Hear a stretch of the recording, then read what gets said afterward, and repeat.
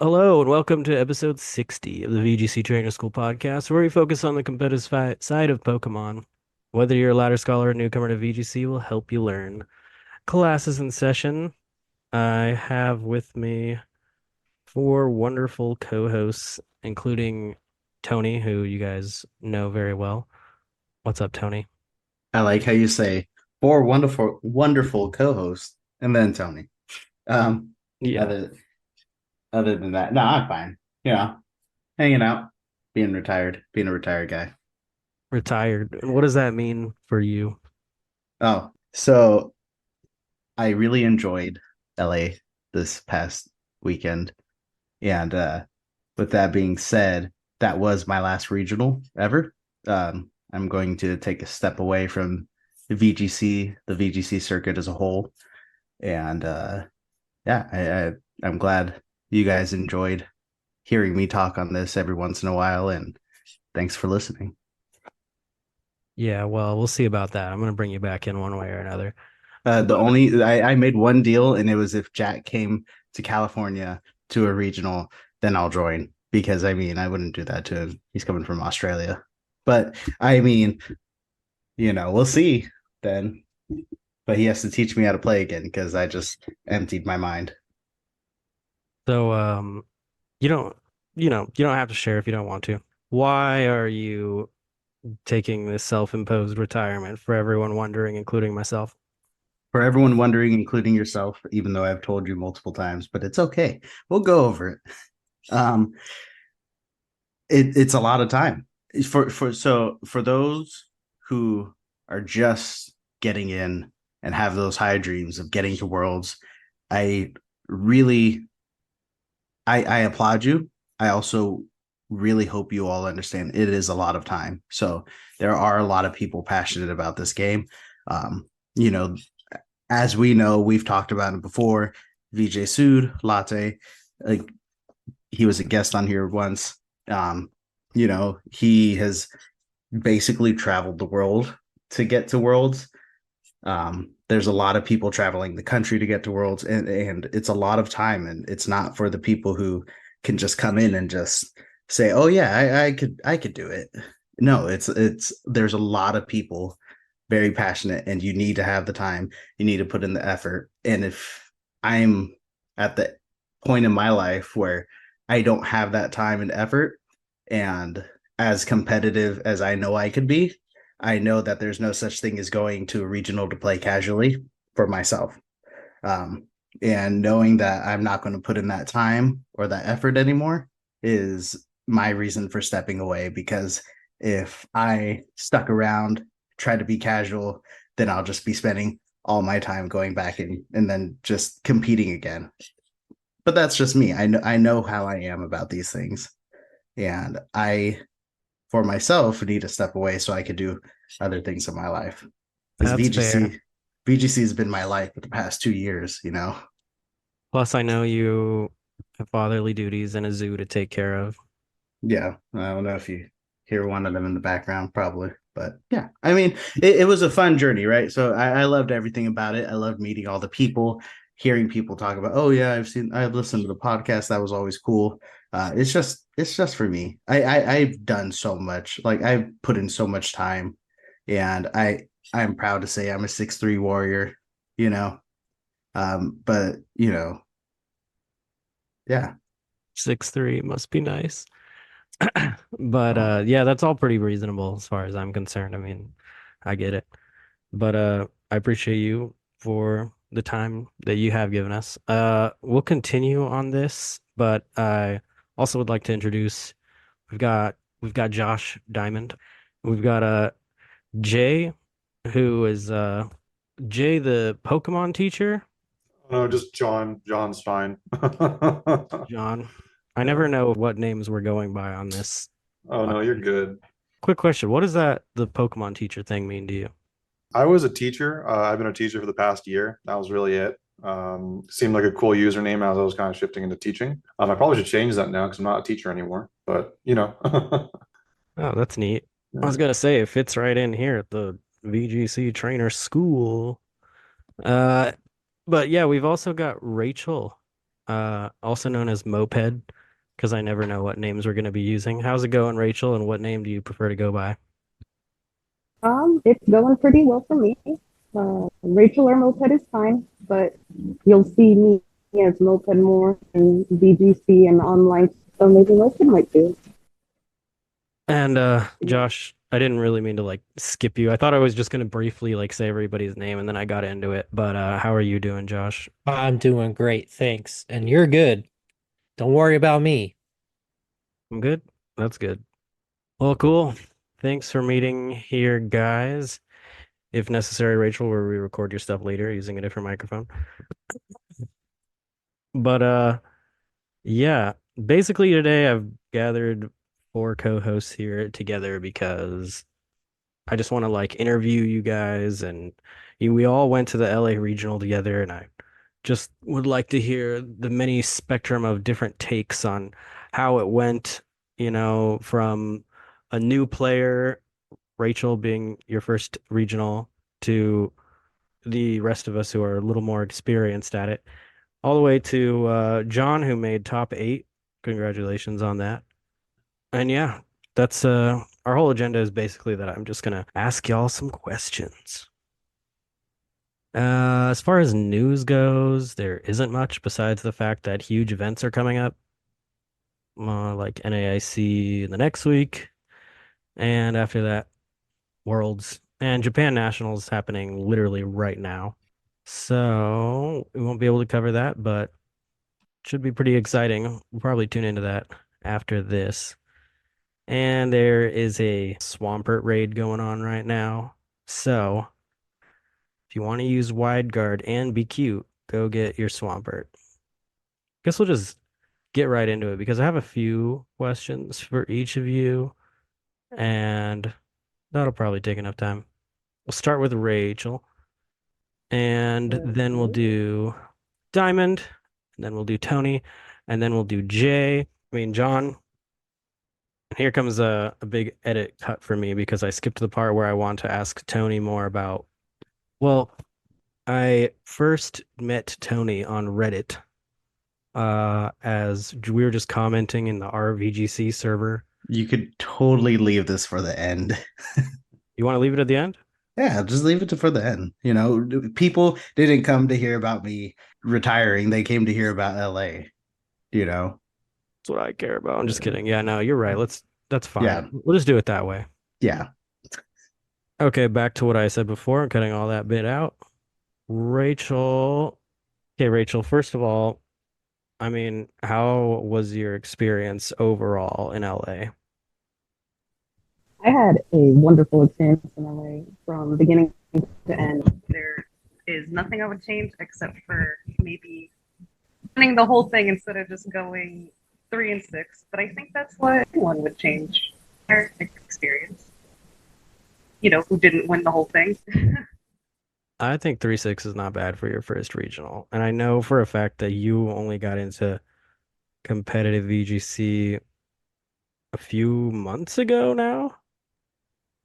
Yeah, I played competitively a bit during Gen 6, which was over a decade ago. And I took a huge hiatus. Yeah. Cool. So what brought you back to VGC? Frankly, I was at a point in my life where I could get back into competitive Pokemon without anything in the way before I had, college in the way, other life things got in the way, but I recently moved to Las Vegas. I found myself with a lot of time on my hands, and I really missed doing VGC and the Gen 9 Pokemon, frankly. They enticed me more than the previous gens. So I did have a lot to catch on learning about, the 7th and 8th generation Pokemon, but it brought me back. And from the moment that Scarlet and Violet came out, on the play locator, like the event, I'm going to say weekly. And then, of course, I missed it in December 23. Found it again in January of 24. And I did my first regional here, first regional in 10 years. And it just immersed me right back. I loved it. I enjoyed it. I didn't want to leave it again. And I just dove head first, frankly. So you're in it for life now, unlike Tony. Well, hold on. I want to ask you this because I also, started way back when and then took a long hiatus. How crazy is it now, how big it is compared to when you played in Gen 6 or Gen 7? No, yeah, Gen 6. Like how Oh my crazy. gosh, crazy, crazy. In Gen 6, I was still in high school, and I was the only person in my high school who knew much about EVs and of that nature. So I don't want to toot my own horn, but I was the best of my little group in Gen 6. And I only knew that little group because I wasn't really in online for VGC. There weren't very locals around me. I only did one local VGC, but otherwise it was global challenges. And so it going from that to then going to my first local, which had, I believe, 7 or 8 people here. To me, 7 or 8 people is a lot. And then I hear about these locals, like on the East Coast, where it's like, oh, 20 or more people. I'm like, whoa, that's crazy. And little do you know, the person next to you on the bus could also be playing video. On my second day living here in Las Vegas, I went to a customer service desk at my supermarket, and it turns out the dude in charge of the customer service was super to VGC because he noticed that I had Slitherwing as my phone background, and he said, "Oh, do you want?" I said, "Yes, I would love to play competitively." And then it was all talk about VGC from there on forth. Yeah, so I remember like going to my first regional and it was literally like this room and it was like the foldable tables and then there was a big TV in the corner for the 3DSs to hook up to so everyone could watch and there'd be like 20 people over there. That was like the stage. So the stage was this TV in the corner with the foldable chairs and everyone was just surrounding the people all screaming and shouting. That is how I remember my first regional. So I like asking people who've been away for a while. It's like, you know, it's insane how big it is now. Why do you Yeah, it think was it blew up so pretty much? COVID. Yeah, yeah, I was thinking that too. So tell us about the team that you brought to LA, Rachel. refreshing. So when I got back into VGC, I really fell in love with the duo of Annihilate and Mousehold. I just hit once on ladder when I was just playing with favorites and just kind of getting my butt whooped. And I saw someone use a steel type Terra Annihilate. They teared their Annihilate immediately and used Population Bomb directly into it. And then they rage fisted my team to death. Don't even remember what was on my team, frankly, other than I was playing with some favorites. And ever since then, every single team that I've had has had Annihilate and Mousehold on it. But the rest of the team that I brought was Focus Astral, Covert Cloak, Incineroar, which I brought out 0 times.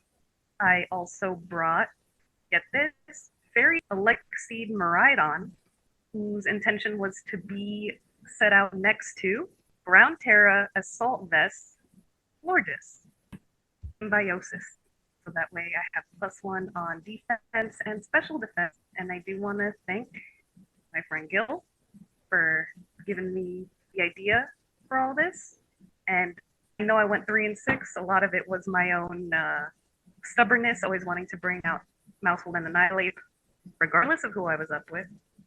But the Symbiosis Flargis next to Miraidon really helped me out in a lot of situations. Cool. So yeah, symbiosis strategy is classic. You turned your Miraidon into a boss monster essentially instead of just the click button nuke that most people use. And you brought Mouse Ape, which is pretty rare these days, but I think that 3-6 is a respectable first run. If you could give any advice to other new players going to their first regional, what would that be? Go in with no expectations for yourself. If You go in being like, I'm gonna beat the whole thing, or like I have this aim to get here to there, and then I thought, you know what, 3-6 sounds good. I'm gonna do 3-6, and 3-6 I did, and you know what I would say would be, don't be salty when you lose. I, you know, lost my first round, and I was like, well, there it goes. But I was like, you know what, nothing goes because I'm here to have fun at the end of the day. So besides day two, I'm just here to battle and have fun, see a bunch of different teams, and I saw so many awesome, crazy teams. Yeah, I saw standard meta stuff, but I also saw other people playing favorites and making their favorites really work. Went up against a crazy Giratina for my last battle of day one. Well, first day, I'll say. It was round 7. Crazy Giratina team in which the Giratina was Steel Terra. And it was just a wonderful team that you don't see in the meta. And, when you go without making winning everything, you have so much to absorb. And I definitely absorbed a lot. I definitely learned a lot of things about the way that I play. I can be very stubborn in the way that I play, in which didn't want to get rid of Mouse Ape for the year and a half that I've had Mouse Ape going. And sometimes you just gotta learn to play with new strategies. By sometimes I mean I think all the time, because once you learn new strategies from within, you could see it on the outside and be like, oh, I know how to beat this, instead of just relying on Mouse Holt next to Annihilate. Well, cool. Well, thank you very much for that. I'm glad that you started as a local here in Las Vegas and you felt like strongly enough about enjoying the game that traveled together with the other locals, including Josh and I, to your first regional, and you had a good time. I mean, that's why the game is blowing up how it is, We all love to play this game, and enjoying regionals and big tournaments is probably the highlight of the whole experience, at least for me. So I implore anybody listening who wants to try it to do the same as Rachel. Definitely more fun with friends. I Yeah, don't think I would have gone if I had, befriended y'all, because, I like getting y'all's insight and hearing about how your matches went in the in between. So, thank you for that. heck yeah. Speaking of Josh, Josh, how was your experience in LA? Overall experience in LA was, I would say, pretty good. One thing that I've really focused on as the rounds got started, I know we haven't touched much on it yet, but there were a lot of delays um at LA regionals, and so a lot of people were getting tilted really early on. And I think what made the experience really enjoyable for me is like, okay, I'm here to play Pokemon, I'm here to do well. I just kept a really good attitude about it. Um, and kind of like what Rachel was saying, it was just a really good time. It's crazy how high the how competitive this game just really is. Like no one you fight is going to be easy. um and so that was another thing I experienced is every match was insanely competitive. Basically all of my opponents were extremely friendly to me. Just overall really great experience despite what could have been a miserable weekend had I decided to look at it differently. Cool. So tell us, what kind of a team did you bring? I ended up bringing a Zacian team. I had been building with my friend and content creator. That's a plus one. He brought Gothitelle and Zacian to Indianapolis regionals, and I really liked that core, but I didn't like some of the ways he rounded out the core. So I ended up using that Gothitelle Zacian. But then on my team, I decided to use Ogerpon, Chien Pao, Ogerpon Wellspring, Chien Pao, Raging Bolt, and a Choice Scarf Annihilate. And what would you say is the benefit of Gothitelle on a Zacian team? So I think Gothitelle overall was just really positioned to do well. You could see with a lot of Tub Nation bringing it on their co-ride-on teams to help win Weather Wars specifically there. But for me specifically, it did really well pinning Incineroar down. The difficult part of using Zacian in this format is uh being Intimidate cycled by Incineroar. And Gothitelle is able to help manage where the Incineroar comes. It can't switch in freely. If they lead into an Annihilate, they're just pinned there and give you a Defiant. And it makes the mind games of Team Preview really scary. That's really cool. As far as your Gothitalization team, what would you say was the star player of your team and one thing you would change about it now?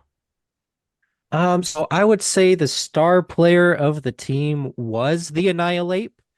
In testing, I was hesitant to use Defiant or competitive Pokemon, just because I feel like a lot of the good team builders can get around it well.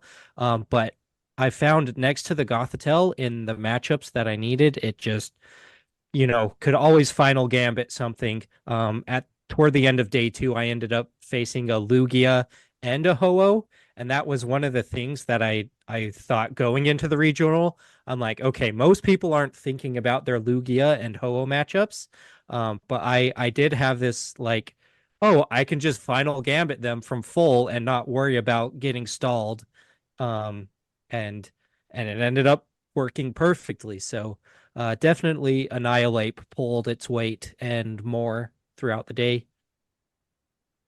That's a really cool Annihilate set. Could you describe the whole Annihilate? Yeah, it's just a choice scarf, basically max HP, max speed, jolly. Um, I was noticing a lot of Urshifus were going adamant with choice scarf. My set had Final Gambit, Close Combat, Shadow Claw, and Coaching. Um, so I had ways to, boost my Zacian without them, my opponent being able to intimidate me safely. Um, Otherwise, Annihilate could just straight up win the game. I was Terra Grass to like I could lead a Gothitelle Annihilate into basically any Calyrex Ice Rider team, and I would say basically win from the start with fake outs and taunts and a final gambit, being having natural ghost typing, so I can't be faked out myself, and final gambit being able to take down an ice rider. Just that was the set. The Terragrass could get around a rage powder, which I think I mentioned there. Um, Basically the only way to get up Trick Room against me is to have a Overpon rock with follow me next to a Trick Room. Oh, that seems pretty cool. How often did you final gambit something? I did a lot more in testing, kind of like I alluded to there. Um, I did it all the time versus Calyrex Ice Rider teams, and a lot of times versus Miraidon and such. In the tournament, I would say I did 3 times probably throughout the day. Ho and Lugia being the main targets, but it was there for a matchup that I only saw one Ice Rider through my whole tournament, and that's what it was primarily there for. Did you get did you get it?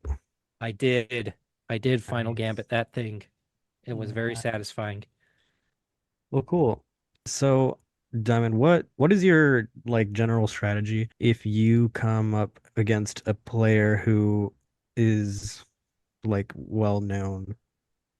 Um, so I've been to a lot of regionals at this point, and I would actually say my record against well-known players is typically positive at this point. Um, so I don't like my I consider myself a good player, and I consider the way I play the game to be good into what good players tend to use. I feel like I'm a very anti-meta player. So when I see a big name in the pairings next to mine, it's another opponent as far as I'm concerned. Uh I don't treat it any different. I just play my matchups, play my game. My team is good into their teams typically. and yeah, I have full confidence that I can beat anyone given the right circumstances and if I play well. Cool. I respect the off meta strategy. I know you are somewhat famous for your Toxapex stall strategy that was Yes. featured on Cybertron's channel. Sorry to the world about popularizing Toxapex a bit ago. I forgive you. I thought it was cool. Um, how do you deal with like RNG? Do you ever get tilted? I tend to not like I said, I have a pretty solid mental attitude when it comes to the game. My team building tends to like if I have built a really stally team, I tell myself ahead of time, okay, like I've built a team that's inherently weak to getting critical hit. If it happens, that's what I signed up for. Pokemon is fun because of its inherent RNG. That's what, makes this different than chess. I find it exciting. So I try to tell myself in every match, this is Pokemon. Anything can happen. When I'm on the positive end of it, I get excited. When I'm on the negative end of it, I should accept that that's what I signed up to do. Nice. Um, so I also went to this regional. Kind of forgot to talk about that myself.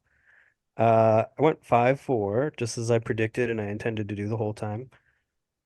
Um, I got matched up against uh three players with nearly identical teams, and I lost to them all. But at least two of them were really close.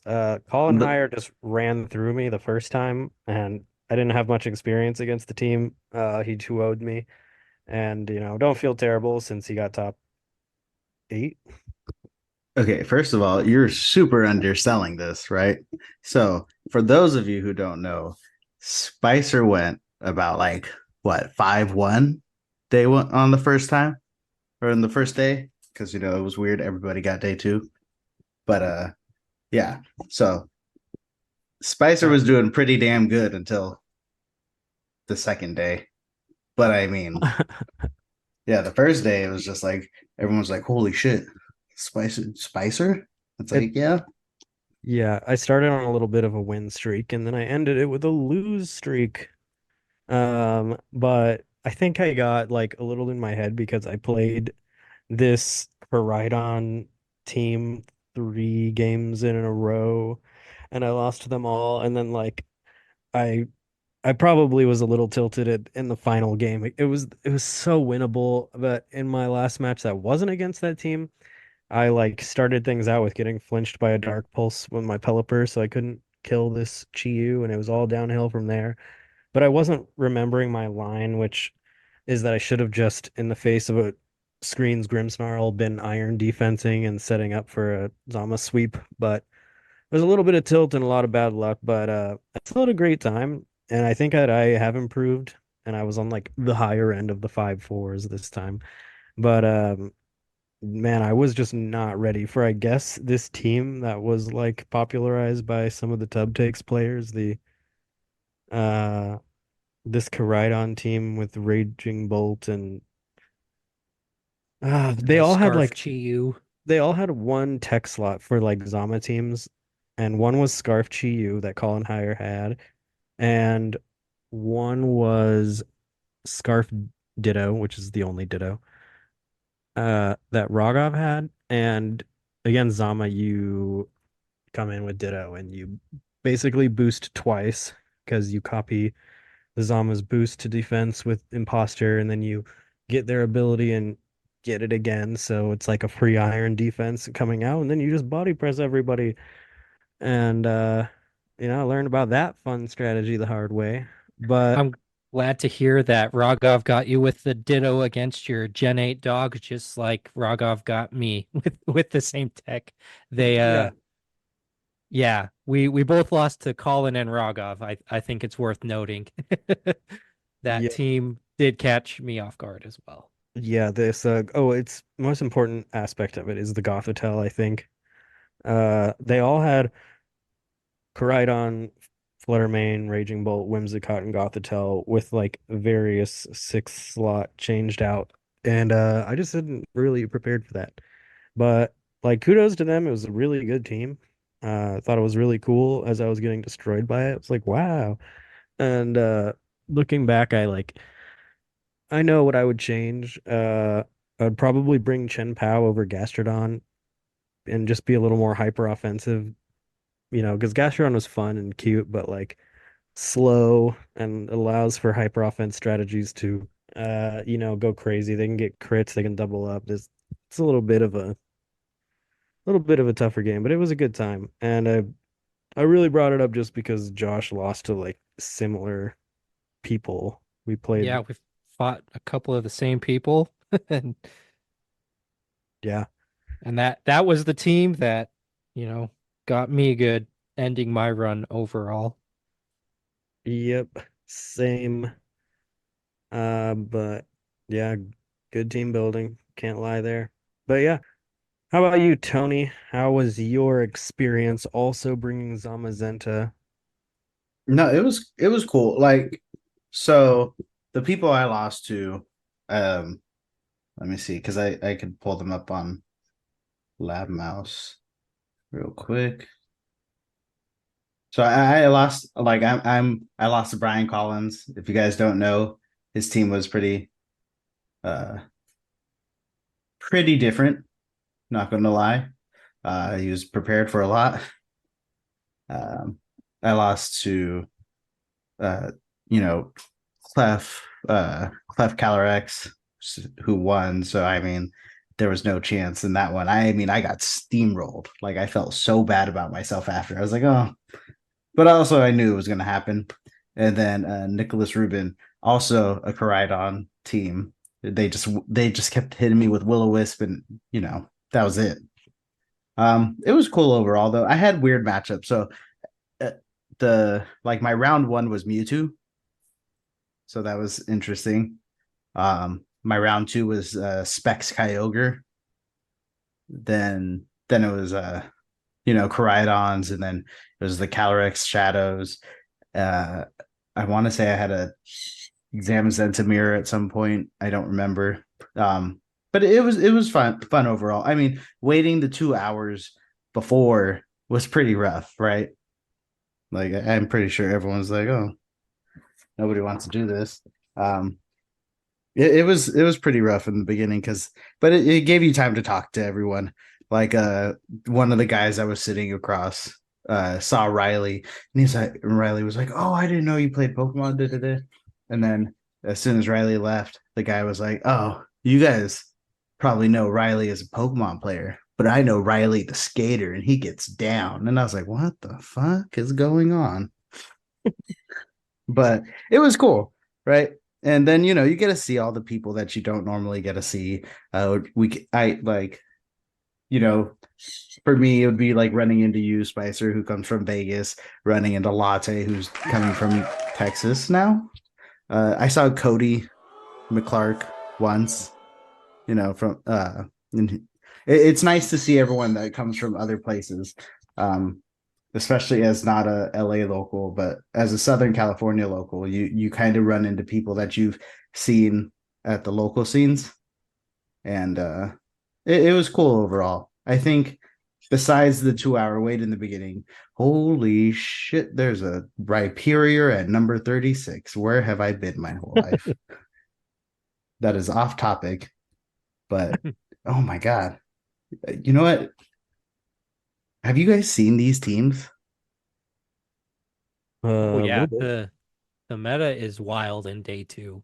Bro, so like I remember I was talking to Riley, and then I think it was Kean Campbell that came up, and I just remember Kean Campbell like on day one was just like it's Umbreon.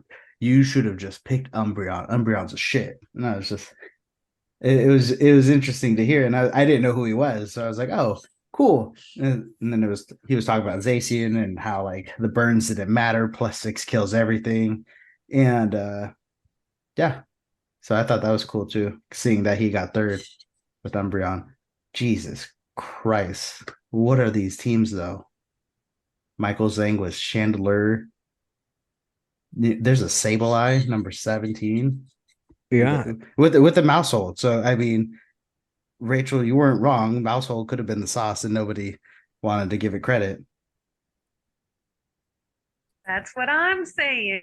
See, I mean, oh, and number 23, Aaron Brock, Iron Treads. So I mean, it might be its time to shine. Just saying. Yeah, so the restricted meta has definitely brought out a lot more variation, it seems, than Reg F and E had, which is pretty cool. Tony, Man, how did you come to pick Zamazenta for your team? because we kept talking about it forever, and I couldn't go back. If I did, then I'd be a traitor. Oh, so you So did it for me? Is that what you're saying? no. We've been so since we found out Zamazenta got body press, I was very determined, as much as I was determined to bring Ferger after every regional besides this one, um, to bring Zamazenta. And then at some point I was like very skeptical and I was like, I don't know, because it's been winning and everyone's gonna be prepared for it. But it was also too late, and I was just like, I can't learn a new team. I was really close to bringing Lunala. I'm not gonna lie. I was like kind of playing with the idea. I know one of the guys I was on the NorCal team with, brought Lunala, and he actually got 14th. Andrew Senyo. Yeah, he did really good. Uh, I love his team too. I just look at him just like that's Oh, it. That's the six I would like on a is that Lunala the team. one? Oh no, that's a wide guard meteor beam. Interesting. I know But there was another Lunala that was like Calm Mind, I but think so. There was a few. I mean, but I mean overall, once you lock into a team and you don't give yourself time to learn new team, it's a very bad idea to go back. And I know that a lot of you guys had to tell me, stop. It's too late. Just don't even try anymore. But it's like, no, I want to win. yeah. Um, Well, I guess we were kind of. I mean, you were kind of right that like everybody's gunning for Zama because it didn't get top 8. It did get 10th with from Michael Zhang himself, who notably teched a Chandelure on there, which is pretty cool. yeah, but I But mean, looks like Zacian was actually the the better dog this time. Woohoo. Zamazenta back to being the underdog. Whoa, okay, stop me. Um, but yeah, I mean, it just came down to what you knew the most, and there was no point in turning back. So I just decided to stick with Zamazenta. Going with a bunch of the things that we were practicing already with the Rillaboom, the Pelipper, uh, Raging Bolt. I already was the last three were the Chien-Pao, the Fluttermane, and Raging Bolt, where it's like I've used them all before, so I have enough comfortability where it's like I don't have to relearn them if I add them to the team compared to learning a new restricted and then building around it. So I mean, it was that's what it really just came down to at the end of the day. It's just like, what are you comfortable with? What do you know? If you know the damage calcs of, you know, uh Chem Pao having 4 defense to live surging strikes better, then I say that's what you run, you know. Okay, well, I'm gonna give you some quick fire questions. Oh shit. This one, since you're retiring, in quotes, what has been your favorite format of Gen 9 so far? Oh man, I'd have to say, which one was Portland, right? Reggie? The beginning of Reggie, just because Ursuluna Blood Moon dominated, and that was amazing for me. But other than that, uh, as much as I hated the area, I will say Fresno's had a spot, so was that Reg C? So Reg C always will have that spot because that was the first time I did was a 6-3 warrior. It's really tough. Reg A, I don't have enough time with. We only went on one date, so I can't say that I like Reg A enough. Uh, But I did like Reg G. I'll say that I did like Reg G. It is everyone thought Reg E was going to be no Reg F. Portland was Reg F. Yeah. So everyone thought Reg F was going to be super creative. It was but then you come to Reg G and then you see Galarian Moltres and Latios wins a regional. You see let's see, Zamazenta coming on top, Gothitelle coming back, Ditto coming back. You see all these other things, and it's like this is probably the most chaotic looking format, and it's great. It's actually great because then it kills the monotony that you have to face, where it's like, oh, there is no set meta, there's no big six, there's nothing like that right now. There's 3 good mons that you could put on the team, and then you could add 3 wild cards. And I think that's probably what makes this one so fun right now. Cool. I want to ask this one to you again. How do you deal with RNG? Do you You get don't. tilted? You don't deal with it. It sucks. That's like playing. That's like flipping a coin or rolling a d20. You're not going to control the outcome of it. So it sucks. Don't get me wrong, and especially if you lose to it, that's the worst feeling ever.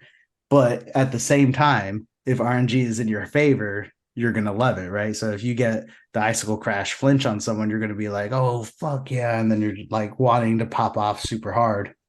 Um, but I mean, it's part of the game, and that's the thing that you learn when you play the game is RNG is a big factor of a game that you cannot control. For sure. Well, thank you for your time, Mr. Cornejo. I purposely rambled. I'll be able to cut like half of that and have Good job. content.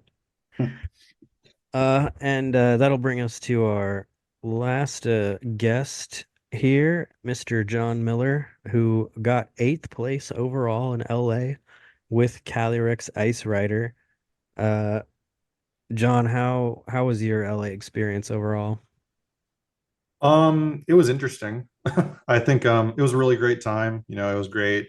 I had some friends from Las Vegas. It was great seeing you all, and you all were like super supportive through all of it. So I really appreciate all that. But the way the tournament was organized, I don't know. It was one of the most hectic kind of tournaments I think I've ever been to. I know it was crazy because in round one, I was playing my round one and they're waiting for everyone to see who can get on the internet, who couldn't. So they were just like, if you can get on, start playing. If not, just wait. Right. So me and my opponent got on and we were actually playing and we get to a game 3. And before we start the game 3, one of the judges comes over and he's like, oh, yeah, you got to stop. So I'm like, oh, why? He's like, oh, we're restarting the entire internet right now. And I'm like, okay, whatever, that's fine. And then there we have our 2-hour break where we're now just waiting around for the internet to restart. So I think like we started this set at like 8:30 and now it's almost like by the time we actually start game 3, it's like 11:30, which was just, I don't know. I was pacing around the venue for like what 2.5 hours being like, what's my matchup into this? What's my matchup into this? And it was just it was a fun day, I guess. Yeah.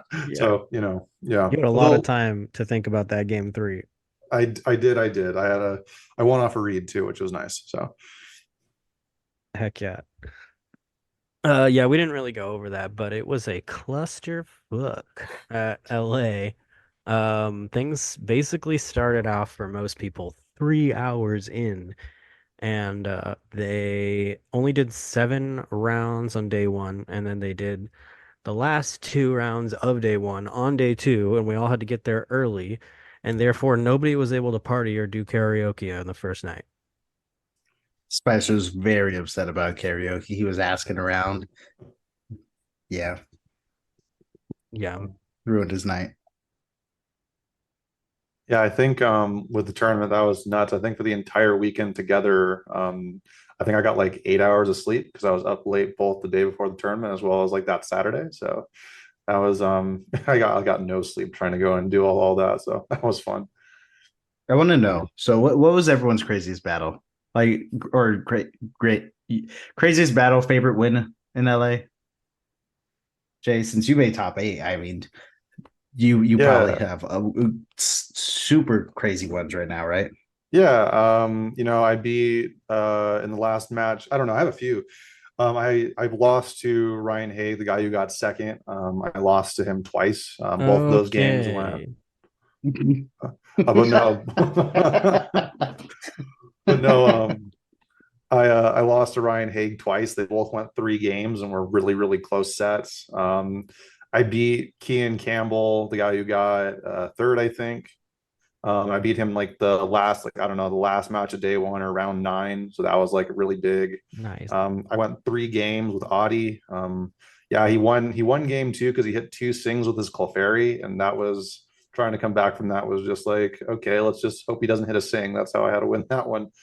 But I think the one out of everything that was crazy is it was my round 4, and we disconnected mid game, midway through game 1, and so we're like, what do we do? And it's like, well, if you guys, split the other 2 games, or if you get one person wins one, the other person wins the other, you have to go to sudden death. And so that's exactly what happened. We split games, and we're virtually playing like the sudden death set, where if you guys don't know, it's like the idea is where it's for the most part the first one to KO a Pokemon wins the game on like immediately, right? So we have this like 10 to 15 turn game where neither one of us have KO'd a Pokemon yet, and it was probably the most intense set I had the entire weekend. So Wow. And that was Chef, right? That no, you no, fought? it was the one I played before Chef. Chef was a good Oh, match though. okay. Yeah, that one went 3 games. And that was fun too. But that was like, I don't know. I got a little lucky with Chef because like around like the game 1 I won because I got a 1 turn sleep in my Calyrex and I just KO'd the board. And then game 3 I led my coaching Urshifu into his team, and I was able to win pretty easily just off the bat. So Nice.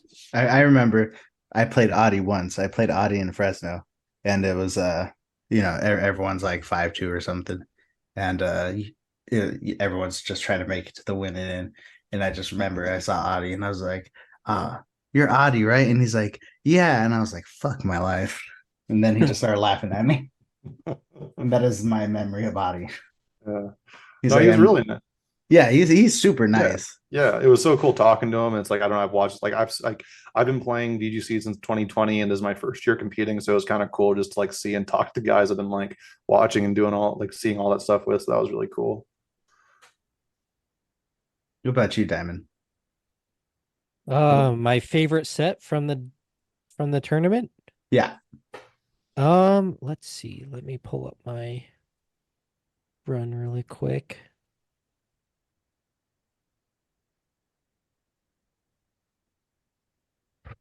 I would say my set, my winning in actually. So I went 5-0 to start day one, and then I lost my last 2. So I had to win rounds 8 and 9, which were on the second day. Everyone day 2. Also, Yep, everyone day 2. congratulations. Congratulations to everyone in LA for making day 2 for your first Wow. time. Yes. I'm glad that I retired on my day 2 because this is the technicality. That was the only way I could get it. Yeah, good. Kudos to Rachel for going day 2 on her first ever regional. Way to go, Rachel. I'm built different. There you go. Future champ. So I finally round 8, I finally pulled the team that like I counter teamed in my team building. Um, you know, not Rajan's exact 6, but that Miraidon, Ogre Pond, Whimsicott stuff for a graph. I finally pulled that in round 8. So honestly, like I counter teamed it. I was ready. I played my lines. I'm like, okay, one more of those and I'm in day 2. Um, so my set was versus a niche, Carney, who was running a like Kyogre balance team. Um, Incin, Rilla, Wims, Urshifu, Qianpao, and just kind of I was really proud of how I played it because I won game 1, but it was extremely close. And I could tell that they were like reading me every turn and it was getting kind of annoying. And so I started just forcing them to go for whatever play they were pressuring, because they would do a lot of, okay, I'm pressuring a fake out here, but I'm going to swap in my other fake out instead of actually fake out that type of thing.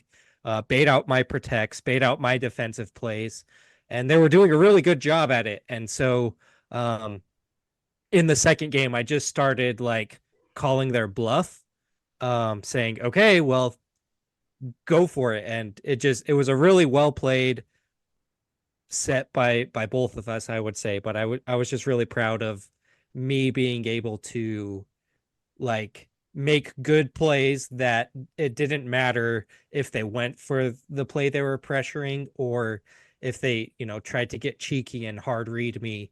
I would have done the same thing. So yeah, good set. Kyogre balance is just fun, like good VGC. Nice. Rachel, what was your favorite match? Oh, wait. Oh, I don't know if it was the Giratina match, but if it was, then cool. gameplay wise, I would say it was the Giratina match for sure. She played it so well. You could tell she practiced very hard, way Nice. more than I did. Um, she essentially told me at the end of the match, she was just like, my whole team was built around Giratina because Giratina is my most favorite Pokemon of all time. And I really commend her for that.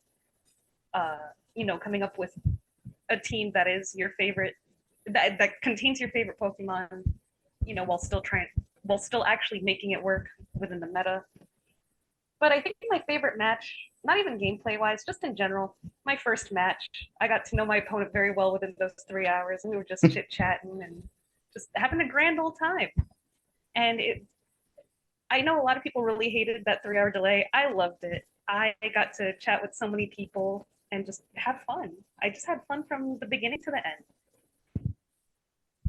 That's The all that worst matters. part of the whole weekend was when I was asleep because I wasn't doing anything. That's how I feel.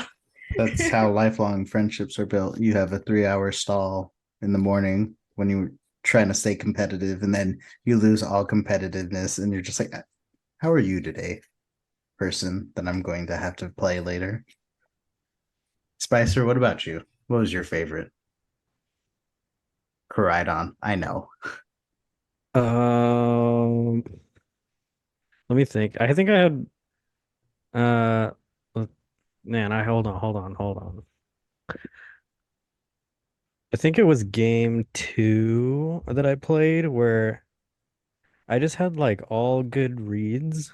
Um, which I just, that's I'm having fun when that happens. I don't know about the other guy, I always but have fun when I'm winning. yeah, it's definitely the ones where I was winning for sure. Uh, I had a moment where it was game one of the set against the second person I played where they had a Bleak Wind Storm miss one of my Mons out of the two, and I think it was a roll to get the KO anyway, but he was pretty upset about it, not gonna lie. And it wasn't even the end of the game because they had two Mons left and I had three, and they were very bothered by that Bleak Wind miss, and they're like, "Oh, RNG," and then game two, he was so tilted that he timed out on turn one. And so I just won game two really quickly and it was over. And then he was like, oh, he's like, God, that miss was rough. And I'm like, yeah, well, the icicle crash crit that you got on me that same game was also rough. And I think there was some big FU energy coming out of him after that. And his friend came and walked up and he's like, how'd it go? And he goes, fucking RNG. And I'm like, bro, it wasn't RNG at all. Like a bleak wind storm miss happens all the time. Uh, and then I come to find out that they they quit the entire regional after that. So, I mean, That's awful. if that's how things went, like he was bound to get even more mad at real RNG that would have happened eventually. Uh, and that wasn't even my only Salt Lord that I played. I played a guy later who he missed an overheat on me. That this one was pretty important. He really needed that overheat to hit, and I think he would have at least won the game. And yeah, it missed. I mean, that's what happens when you roll a D10 and it lands on a one sometimes. But that's the game we play. And he stood up really quickly and he punched the table as hard as he could. Uh, and I tried to sympathize for him. I'm like, oh man, yeah, that sucks. But in my head, I'm like, okay, get the hell out of here. I'm gonna get punched next. And it's two Salt Lords in one day is the most I've ever had. I don't know. Did any did anybody else experience anything like that? I didn't really have a ton of issue with RNG. I don't think like I didn't get crit the entire weekend, and no one like I didn't crit anyone and no one crit me, and the RNG was pretty solid. I think it was like my round two opponent though. Um got really mad because I just read him turn one. I think it was a Kyogre team. It was like a kind of one of the standard Kyogre teams with like Serena, Kyogre, Torn, that sort of thing. I think I had Lando on it as well. But like he starts by leading Serena and Kyogre, and I led my Rillaboom and Calyrex. And so he was thinking I was going to go for Trick Room. So I'm like, okay, like, I just want to try to clear the Serena off the board. So I Terra Water to resist the, what do you call it? I Terra Water to resist the um, water spout, and I just U-turn out the Serena with my Rillaboom as he goes for taunt. And so I Glacial Lance, I kill the Serena. And after that, the dude just gets really, really like upset. And he's like, dude, I thought you were gonna trick room. And he's like kind of yelling at the table. And I'm like, dude, like, I don't know what to tell you. That was probably like my best play I had there. I've never said I can trick room in front of taunt. Right. So I'm just like, I don't know what to tell you there. So I kind of clean up game one, and then game two. I think he ends up missing like one origin pulse, and he just comes and like slams the table with his hand. And I'm just like, it was just weird. I've never seen that before, so I thought it was just an interesting thing. So Hmm. Yeah, that's a lot of salt for one day. Anybody else? I got nothing. All my opponents were super nice. I guess I lucked Yeah, out. same. That's how it usually is for me, but I guess, PSA, don't be that guy. Like we all play this complicated version of Yahtzee together.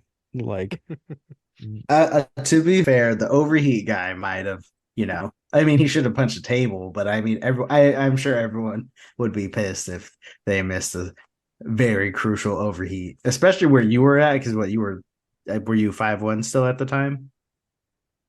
yeah, I think I went. Or, Yeah, it was. That was that game. yeah, so it's like, He was like, I need these or no, points. you were 5-0, and then And I was like, yeah, well, a lot of people need points. I'm like, how much do you need? He's like 55. I'm like, okay, well, go to some MSSs. There's gonna be more. Like, go to your you still like could even day two like today, so don't trip. But yeah, I don't know, just happens. And all you can do is be cool. I don't know. But yeah. Let's see. Does anybody else have any questions for John since I he think did so well? On stream at all, John? I haven't watched the no, I didn't, pretty unfortunately. I much. think I was the only one in top eight who didn't, which kind of sucks, but that's Dang. okay. They missed some really good sets because I know they had the set I had against Ryan Haig, both of them were like really, I think they're some of the best sets I played all weekend. So Yeah, that I was, would have loved to watch. yeah. And speaking of which, was that the first time you were ever on stream, Diamond? Yeah, it was. That's cool. How was it?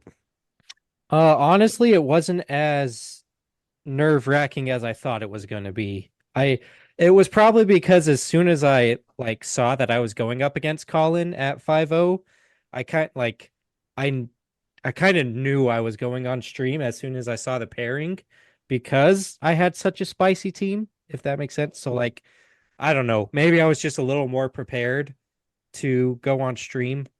But I didn't feel like nervous or pressured or anything. It was cool. I was just like, oh yeah, I'm playing well. I get to be on stream. So yeah. Cool. Glad you had a good time and didn't feel like too much pressure or nothing like that. Yeah. Um, John, if what was your like star player of your team, and if you would change anything, what would it be? That's a good question.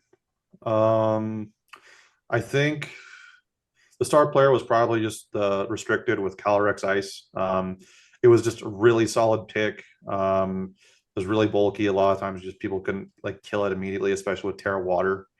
So kind of I was able to kind of sit around on the board and just click Glacial Lance over and over again, and there was very little anyone could like do about it. Um, so that was something that like worked really really well. I don't think there's a ton of like glaring weaknesses of the team. I think overall it's like very good. I know it's like very standard. The team I was running was just, you know, the standard Calyrex stuff with Calyrex or Shifu, Incineroar, Pelipper, had a Golden Go, and instead of the Amoonguss, I ran a Rillaboom. I was having issues with Maridon, and I didn't really like how Amoonguss dealt with that because normally you have to bring Amoonguss for redirection into those matchups. So I use Rillaboom just to directly change the train. But I think Golden Go was a little bit awkward. The only reason that was teched on was mainly for Zamazenta. In the Zamazenta matchups, I actually didn't even bring the Calyrex at all. It didn't do anything. It kind of maybe helped because there was that team that was coming around that was with Zamazenta, Chen Pao, Rillaboom, Moltres, Pelipper, and what was the last one? Latios. And with those kind of teams, like it could take out like you know what it can normally deal with the Moltres or deal with one of the other mons, but almost automatically immediately be KO'd by like body press and sort of ruin. So it's not anything that I want to deal with. So I mainly had the Golden Go to deal with that. But it's also like it was good, but it's also probably the most replaceable member on that team. So yeah. Did you not play any Zamas? Oh, I played two, right? Yeah, I played two of them. And was Golden Go like essential in those? Yeah, yeah, it was virtually like the restricted. I didn't bring Calyrex to either of those. Or actually, sorry, I brought Calyrex to one of them. It was weird. I played as Zombies like a round. What was it? Round eight. My winning in. I played a guy that had very little experience playing against Calyrex Ice, so I kind of took advantage of that and just clicked Glacial Lance once and killed one of his mons, and the rest was dealt with Golden Go, which was awesome. But I actually played Zach Thornburg in the day two process, and he was running Zamazenta, and that was a really good set.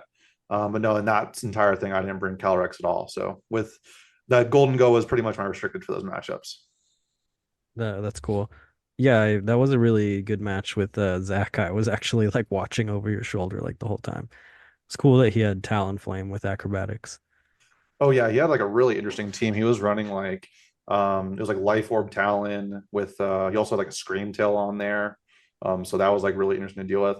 I thought it was crazy because he was running a Chi-Yu, and the Chi-Yu had to been like min speed because I was running a pretty fast Golden Go, and my Golden Go outsped the thing, which was really weird. I didn't realize that until I'm like in a position where I had like Golden Go in rain, and he's trying to snarl me with the Chi-Yu, and I'm like, okay, I'll probably live and I'll be fine. I'll just win from here. And then like my Golden Go outspeeds. I'm like, wait, what kind of set are you running? So I Yeah. was trying to figure that one out. So Oh yeah, so I was totally wrong. It was not acrobatics. Yeah, that life orb. That's I guess he's just like, you know what? If I'm gonna lose my full health, I'm gonna lose the hell out of it. yeah. Flare Blitz and Brave Bird and Life Orb. Probably get some cool KOs with that. And he brought Scream Tail, which I almost brought. I dropped for Fluttermane at the last second, but I think Fluttermane was really important. But yeah, I wanted both. But yeah, it was an awesome game. I don't know, I think that's pretty good for our interview questions. I think we've covered a lot. Let's, I guess, look at the top teams if you guys would like now. I'll start out by saying Caloric Shadow won it all. I'll say Uh, number 8 is my favorite. Oh, thank you. yeah, yeah, I guess we did go over number 8. And then Michael Zhang was the top Zama in 10th with that Chandelure that nobody expected. We got an Iron Hands in the 5th place team. That's cute. I want to say I do really like King Campbell's team just altogether. Besides number eight, it's second to number eight, but Yeah. King Campbell's team is it. It's all the Pokemon that like people theorize, like, oh, Umbreon's going to be good, and then, everyone's like, oh yeah, I could see it because the foul play into anything and Snarl and on. It's a great support, but it's also like, no, he took it to the top, so it's really cool to see that. I think Yeah. I think one of the most interesting things about this team that's not like shown here, or it's like it is in the paste, but it's Terra Ground Rillaboom, which I thought was really interesting playing against that. Yeah. What do you think he was doing with that? I'm assuming it was probably to deal with Maridon. I don't know. I played him, and I played him once on like round 9. I played him again on like round 14, I think. Um, so like I don't know, the round 14 he just destroyed me, and a lot of it had to do with just him bringing Rillaboom, just Terra grounding it, and just clicking high horsepower, and I just like virtually took like 70% from high horsepower on my Golden Go, and I just didn't have anything to deal with it. So. Wow. Um, Yeah, I guess it does help a lot with Zacian's Groundmon troubles, because he has high horsepower to take advantage of it. And it does kind of become the ultimate counter to Miraidon. So, Well, I wonder if so. I'm pretty sure that the Terra Ground high horsepower probably KOs, right? The Maridon. But I'm wondering if it next to Chien-Pao would it take out the Raging Bolts also since it's much bulkier, you know? that'd be interesting. I don't know. Oh. yeah, that's pretty cool. Umbreon with Yawn without Protect is interesting. Guess he just didn't need it.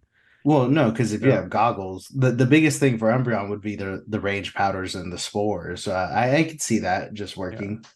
Just you just yawn, you put out that yawn pressure, and Mm, you either force the switch, which would suck for the horse riders, right? Because after the boost, you get rid of the boost, or you just stall them out until you know.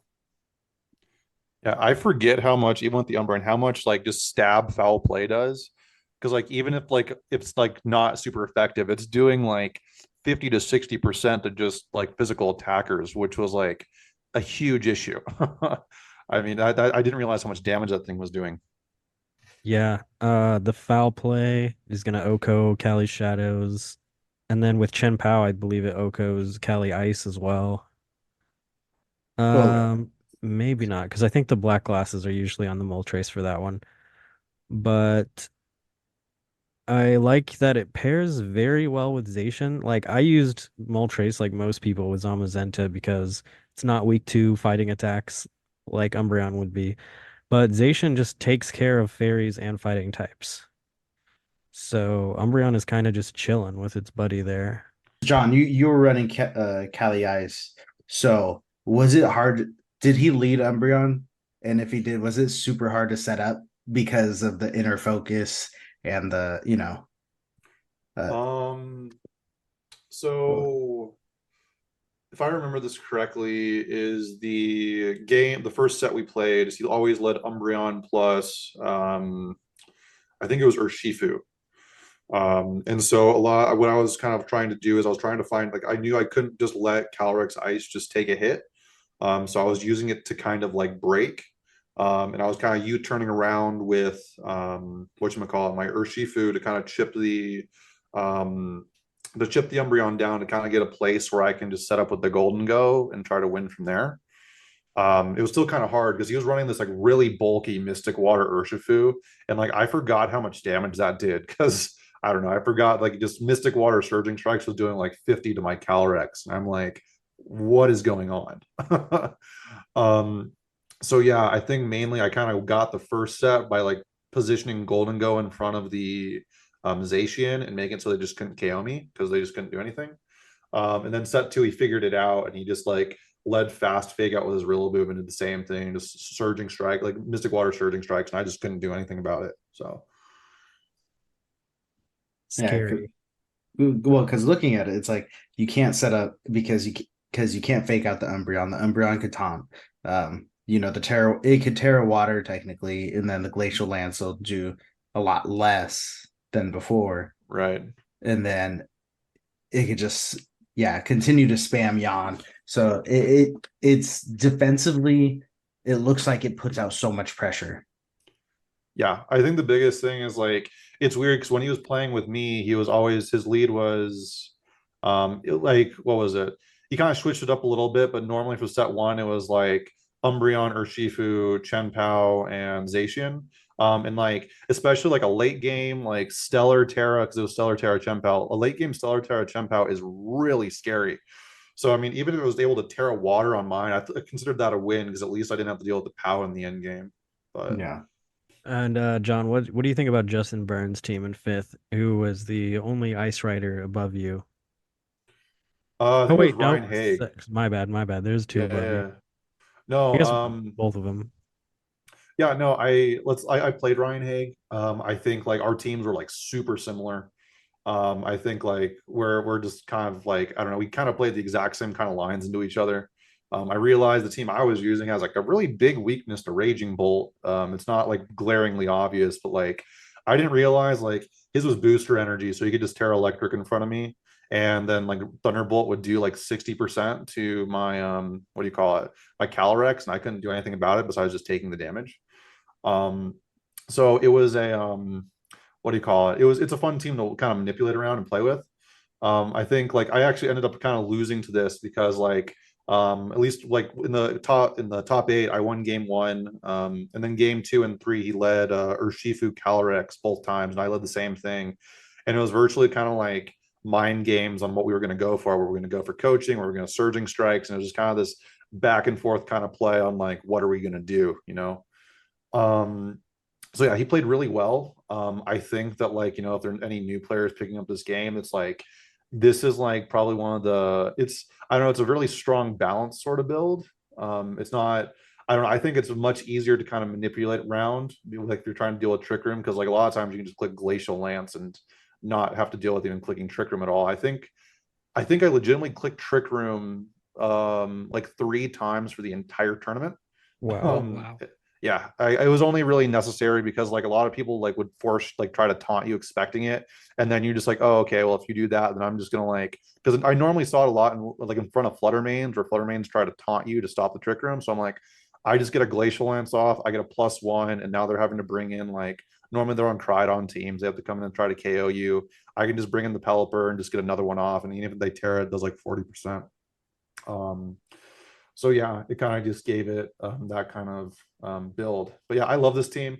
I love Ditto in this format. I think Ditto's really cool. I saw like Yeah. Joseph Ugarte. There was running like Terra Ghost Ditto. I think a lot of people were where it's like if they can copy a Calyrex, they're just getting like these stab astral barrages and it can't get faked out. Or like these Yeah. yeah, Wow. which was really cool. Yeah, Ditto's really shining. It always comes back in the restricted formats, and it got a top 8 finish, so that's cool. But yeah, what do you guys think you're going to see starting at going into NAIC? Oh man, if I don't see Specs Curum White with Blizzard spam, I'm gonna riot. Oh, that was like It my other favorite match of the day. And I matched up into that, like Terra Ice, like Kyurem White, and I was playing Zamazenta, so it was pretty easy. But certainly fun for me. I do think that Zacian's gonna pop up a lot more. I Yeah. mean, Yeah. Yeah, I've been it, seeing a lot more of that, being tested around the high ladder, whereas I think prior to this tournament, it was only being used by like hardcore believers and anti-meta enthusiasts, and now that it's placed well, four times in day two, I think it will be explored a lot. Yeah. Um, it has a lot of directions the team can go to. I don't think it's a very uh what's the word I'm looking for? Intuitive uh to fill out the team. So I think Zacian plus creativity will do really well. Yeah, Man, I agree with that. I wish I played against this Zacian that didn't have Sacred Sword. The one I played did, and as a Zamazenta player, did not like it. And I put Sacred Sword on mine because I felt I needed it for the Zamazenta matchup. That's fair. It's um, brave that they I did. I think it's we're at the point where you could get really creative, right? Because Caloric Shadow Rider, everyone thought, oh, this is ass now, right? Like it had I like to refer it to this like the Latias Lando I team that came out early Reg F, where it's like it was really good at the beginning and then it started falling off. And then that's what it felt like. But now seeing it win again, it's like, oh, it's actually still just really good. It's just everyone was kind of tired of it or they knew their lines at the point at that time. I Yeah, wouldn't be everyone started surprised. Oh, disrespect, or they stopped counter team, like having two normal types and an assault vest dark type as three of their team slots. like this was the worst matchup for me too. I think I played Kyle Ayala. Sorry if I butcher your name. I do it on purpose. But it yeah, Kyle Ayala. He was another he's number 87. He had Manchow and Clefairy and Calyrex Shadow Rider and a Fluttermane. So it was like I was already in a bad spot and I was just like, oh, I'm gonna get stomped on.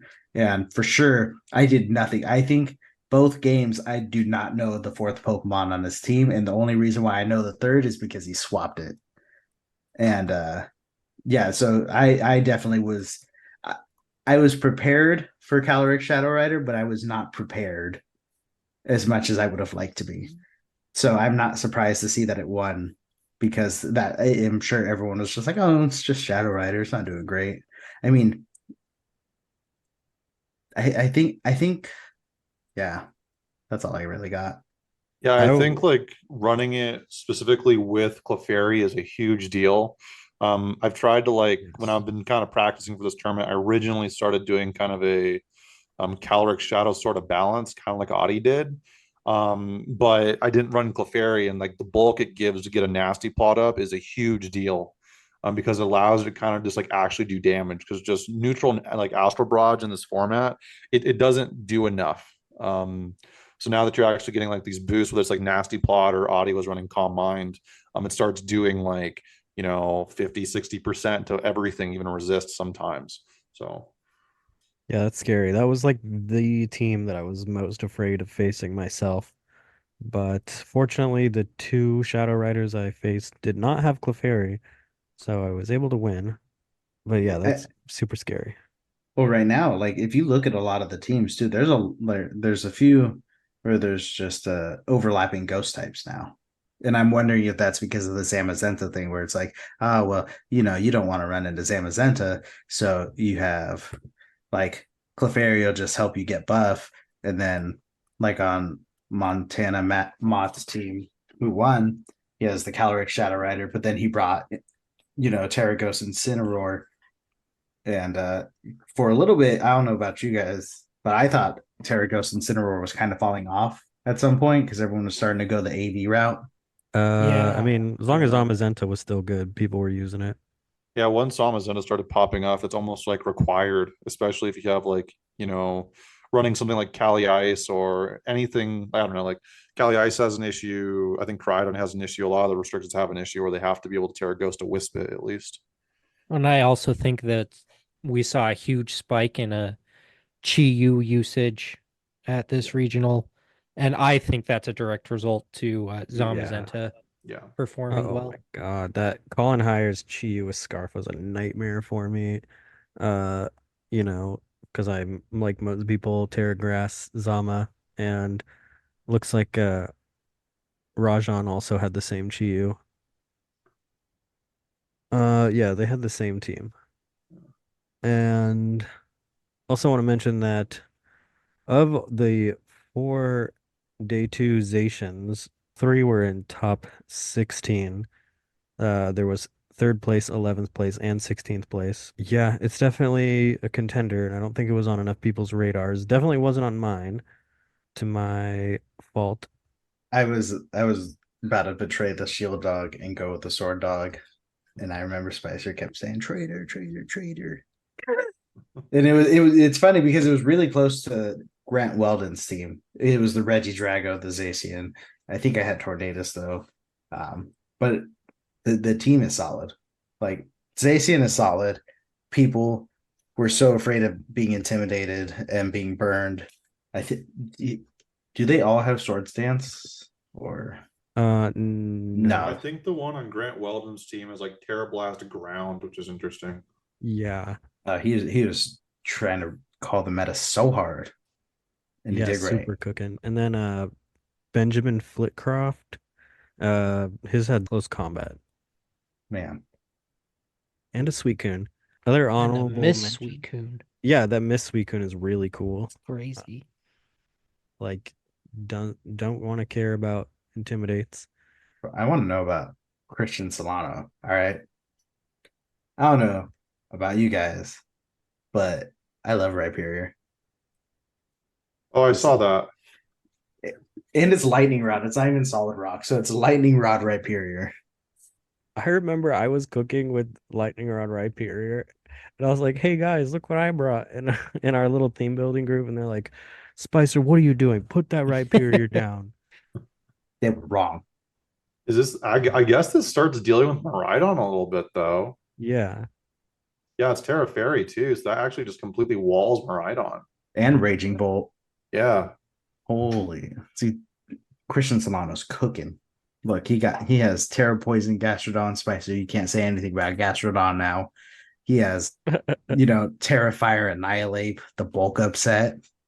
So, shout out to Rachel. Uh Grim Snarl, shout out to Spicer's profile picture again. And it's, oh my God, I can't even look at this team without just being yeah. sad at myself. I experimented with a lot of these tech choices for his Zama team, but it's very unique as far as they go. Yeah. Good job. That's all I can say. Good job. He got 36, but he got noticed. I noticed you. There's also a Dondozo got 12th place. No, we're not talking about that. Oh, that was the stream team, right? That was on stream. I think Uh, so. that was I hated that. It was like if I'm correct, it's like Covert Cloak, Rock Slide, Dundozo, and I hated everything I just Yeah. said there. I mean, hold on. Let's I see. did bring Covert Cloak, Rock Slide, or sorry, I brought Life Orb, Rock Slide, Dondozo to a regional. Oh yeah, because this was the Yeah. Gudra guy, and everyone's like, Yeah. Gudra. Yeah, dude's Oh cooking. my, what? I didn't know that if you click on their names, you could see who they played. What? Yep, that's Lab Mouse for you. Brought to you by our good friend Tim. Tim, we miss you. Come back. Where'd you go? Yeah. Okay, yeah. So you can see everyone that I lost to, everyone I played. Did I play Amir as Zamazenta, or was I doing that some other time in my life? Nope, no Zamazenta. But I did play a Landorus.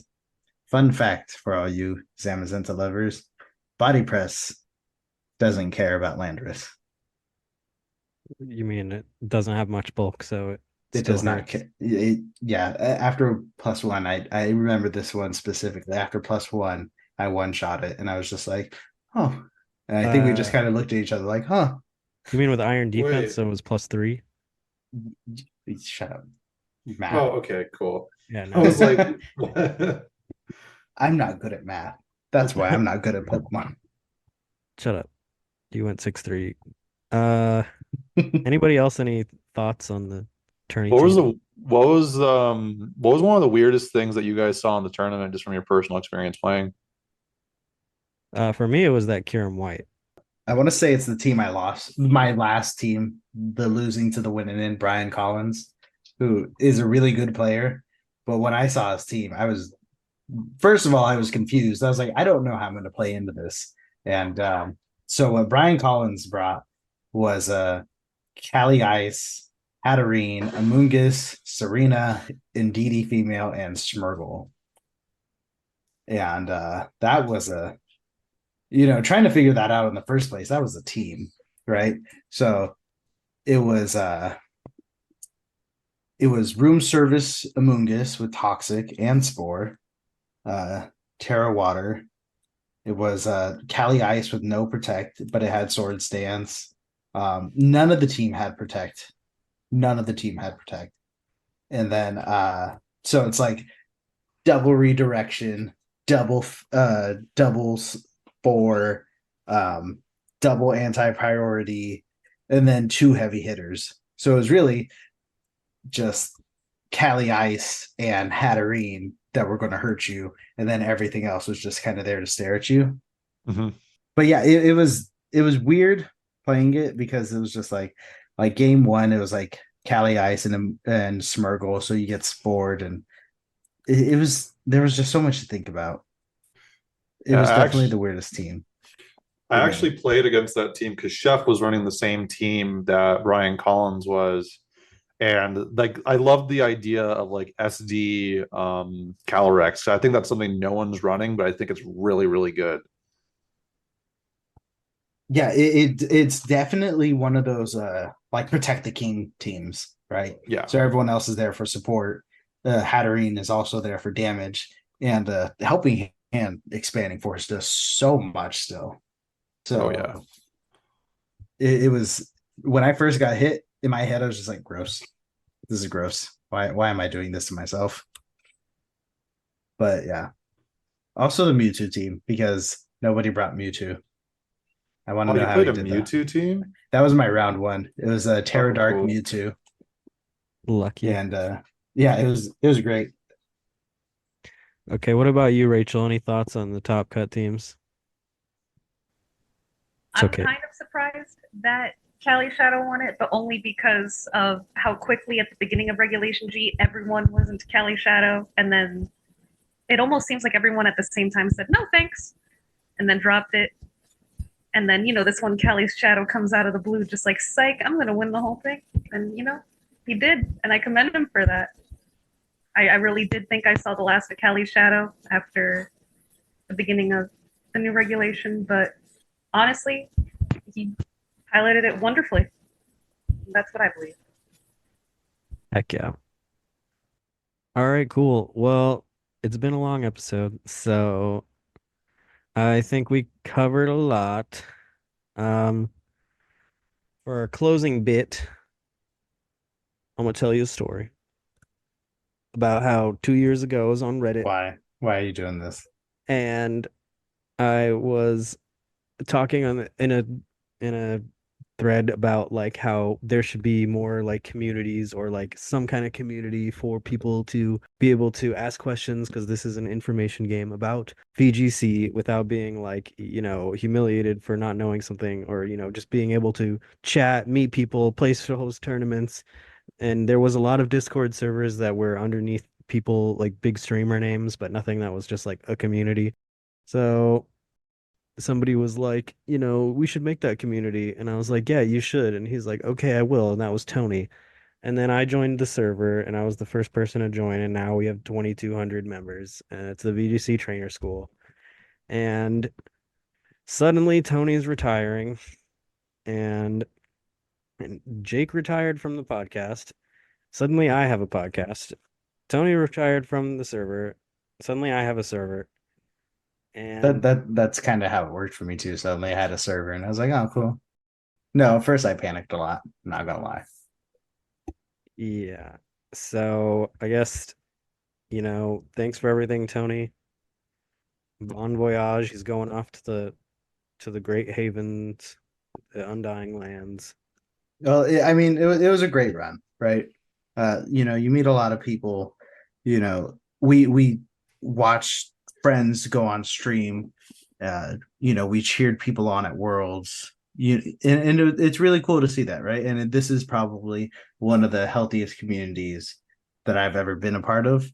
Um, where everyone's just really friendly. You have a couple people who are like salty, a couple people who like they don't get, but well, there's no gatekeepers, right? So that's always the nice thing too. But it's definitely probably one of the best communities that I've ever been a part of, and you know, uh, I'll miss it. I wish I could say that I had the time to put into it. I wish that I could have made day two. Everyone wishes that they could be the world champ one day, but that's not for me anymore. But I really hope all of you just keep the dream alive. Always aim to be the best. Yeah, Tony has this fixation with Giovanni from Team Rocket where he thinks that he's him and he's going away now on his arc of Yeah, I'm gonna jump off a mountain like in gold and silver. Don't worry about it. Yeah, We don't question it. We just let it happen. and I'm gonna go take over the radio tower. Turn all the Magikarps into Gyarados, and that's part of my plan to bring back Tony. I hope you just cut that out. Shut up. Yeah, well, and Tony's not gone forever. He'll be back on this podcast on occasion even if I have to drive to San Diego and tie him up. But yeah, I guess you can say your final goodbye, Tony, and then we all will. Um, thank thank you all. I'll miss you guys. And for those in LA, it probably will be the last time I ever see you, but I will cherish every moment that I had meeting any other person that was a part of the community that I would talk to at regionals. He'll be back. I won't. 100% won't. Don't even count on it. All right. Uh, you got a goodbye for everybody, Diamond? Goodbye. Thank you for having me. John? Yeah, thank you for having me. It's been a pleasure, guys. Yeah, me too. Rachel? Thank you for having me. I had tons of fun. All right. All right. Thanks, guys. Good night. Thank you for the longest episode ever. And good luck in all your future endeavors. Tony will be back.